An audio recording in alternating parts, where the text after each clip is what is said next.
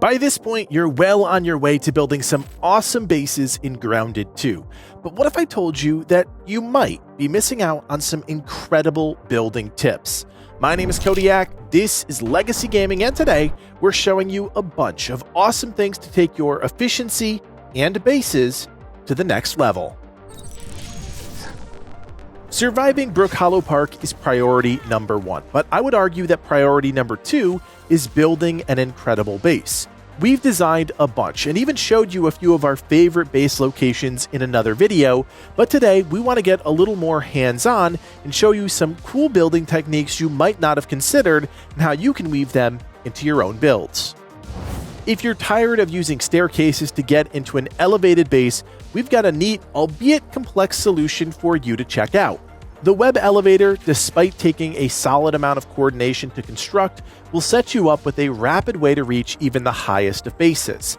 It's achieved by phasing a small section of a bounce web through a grass wall, allowing you to rocket up a series of phased bounced webs in quick succession without being stopped by their collision boxes. To build this, you'll want to set up a 3x3 area. You can get away with a 1x3 area, but the higher you build this, the more space you'll want around the central elevator shaft, so you can easily wrap a staircase around it for easy construction. Stick with grass floors and grass walls to keep surfaces flat and avoid weird collision bounces on your way up. You'll place down a central pillar of grass walls. On the backside, the side you won't be jumping from, take the bounce web and make sure this side of the trampoline that is flat across is facing the wall. You'll then slowly move towards the wall, phasing that side of the bounce web through the wall so only a tiny amount is sticking through. This will allow you to walk up to that phased web and it will immediately catapult you upwards. You'll want to repeat this ideally every 2 wall heights, but you can sometimes get away with every 3 if you are short on resources, but we recommend every 2 for a consistent result. Lastly, you'll want to seal in the jump area to avoid instances where the bounce web sends you too far backwards, allowing you to recover if you make a mistake. You'll also want to make a landing pad at the very bottom for easy access on the way back down. If you're anything like us, storing all your weapons and armor isn't just about organization but also aesthetics, and something that gradually becomes more important as time goes on and new content is released. Armor dummies often take up a lot of space, and anything placed around them usually feels out of place. However, with this next building tip, your armory might just become your favorite place in your base.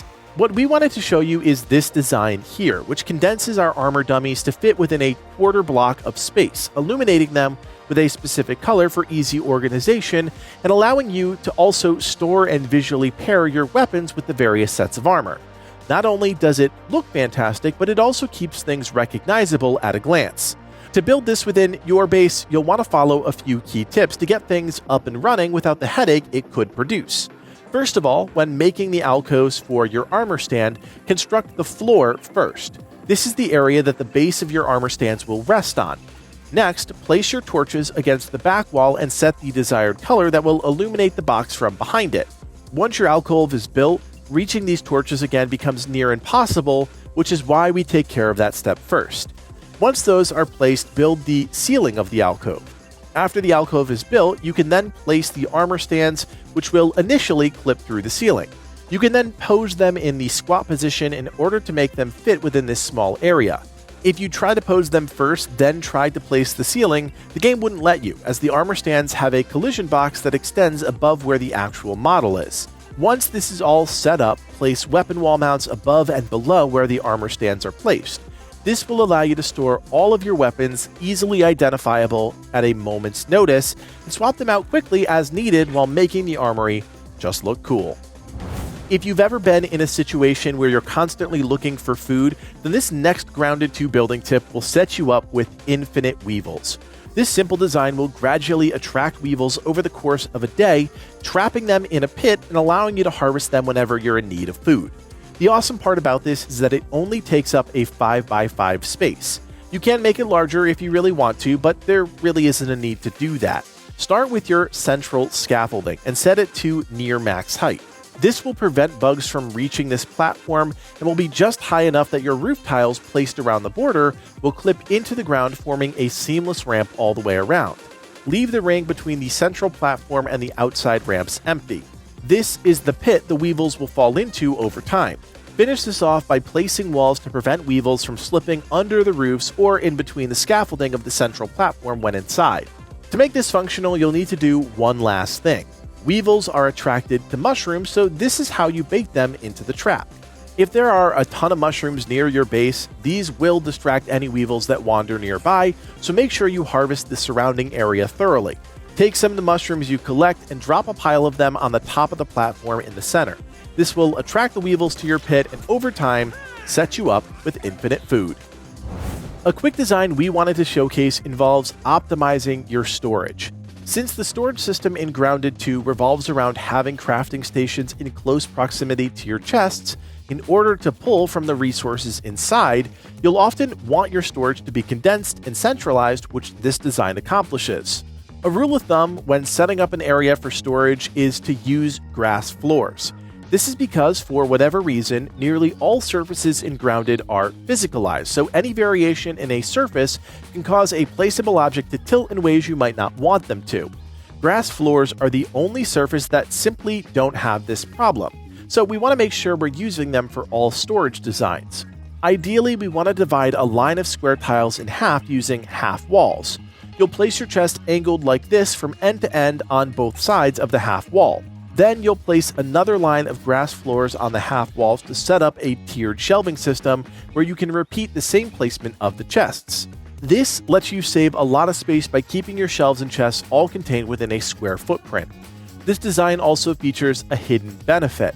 You can place a third set of floors on top of this finished storage area that can then be leveraged in two ways.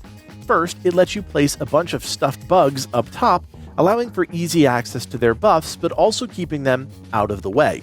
Alternatively, since your shelves exist within a square tile, you can place stairs on either side and turn the top of your storage into a walkway up to the next floor within your base. Regardless of which option you go with, keeping this design centralized will provide you with more storage than you'll ever need. One thing you might not have thought about in Grounded 2 is elevating your jerky racks. It's simple, but the brilliance is really how much space you end up saving. With just a few tweaks, this turns one of the most space-dominant refining stations into one you can stack back to back without losing navigable space within your base.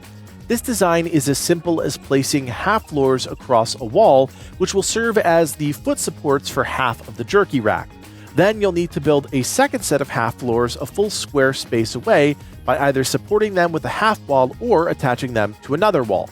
Once you've done so, you can place your jerky racks horizontally across the gap you've created, enabling you to walk below them while still being able to interact with them easily.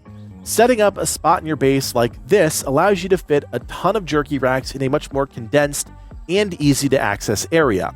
You can take this one step further and line one side beneath the jerky racks with chests, while the other side you can cleverly place weed stem and grass plank storage. As you can see within a simple 2x6 area, we have an absolute insane amount of storage and refining potential. When you can use a previous design to solve another one of your problems in Grounded 2, we call that an absolute win. Enter the automatic dew harvester. This awesome design will allow you to fit an absurd amount of dew catchers in a small area, while also automatically catching the dewdrops that fall off right into your storage containers. We're going to be using half floors across the length of walls, but this time we want to make sure we're starting at the top of a wall instead of halfway up, like with our other jerky rack design. We also need to make sure we build this 2 square blocks wide since the dew catcher spans that far across. Once you have half-floor shelves running down both walled areas, you can place your dew catchers close together, spanning the whole area we just created. Directly beneath the dew catchers in a line down the middle, you'll want to place water containers close together. This will allow all dewdrops to fall from the webs and be automatically collected by the containers below. This allows you to constantly have a drinkable source of water, while your dew catchers create dew droplets around the clock. As an extra tip, instead of waiting for the dew droplets to fall, you can either interact with a stuffed bug at either end of the water containers, or have your Orb Weaver buggy use its Intimidate effect. Both will trigger all of the water droplets to fall for a quick burst of hydration. If you've ever hopped into an Acorn turret while defending your base, you'll know just how awful the default sightlines are. If you're looking for an easy way to counter this problem and make the most out of your Acorn turrets, look no further because we have two great options for you. First up, we have the solo tower design. Remember, your physical location when the raid is announced is also where the enemies will spawn, so a solo tower outside of your base can be easily utilized to fend off enemies without risking damage to your actual base. Positioning the turret on top of a domed roof like you see here allows you to hit enemies below at a 360-degree firing arc without having to actually tilt your turret down. To build this, you'll simply place down a single scaffolding, a ring of roof tiles around that, and a domed roof tile placed directly on top of the scaffolding. As mentioned before, you'll place the turret on the very top of the dome and then surround the lower roof tiles in spike traps to keep enemies from getting too close, slowing them down and making them easy targets for your turret. The other design is for bases that want turrets hanging off the edge of their structure. All you need to do is use quarter roofs on the edge of your building's roof. This lets you place the turret on it at an angle, allowing you to hit things directly below your wall and in the air easily. It makes the turret much more functional as an integrated defense element and eliminates its main weakness of not being able to hit enemies below it. So there you have it, some new base design techniques you can integrate into your bases right now. As always, if you appreciate the work that goes into making these guides, do me a solid, hit that thumbs up, and consider subscribing. We'll have more Grounded 2 in your feed soon, so keep it right here and never miss a thing. My name is Codiak, and from everyone here at Legacy Gaming, thanks for watching, and play on.